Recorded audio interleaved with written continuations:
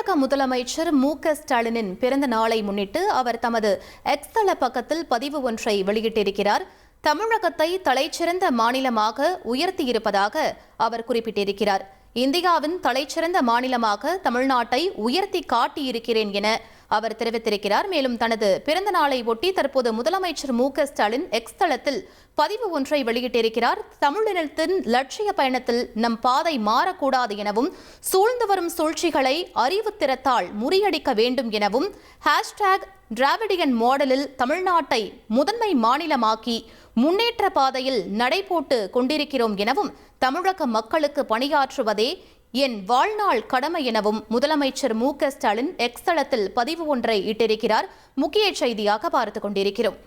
1,26,00,000 மனங்களை வென்ற தந்தை டிவி யூடியூப் சேனல். தவிர்க்க முடியாத தம்ப்நெயில்ஸ், கலக்கலான கான்டென்ட்ஸ். நீங்களும் இந்த குடும்பத்தில் இணைய இப்பவே சப்ஸ்கிரைப் பண்ணுங்க.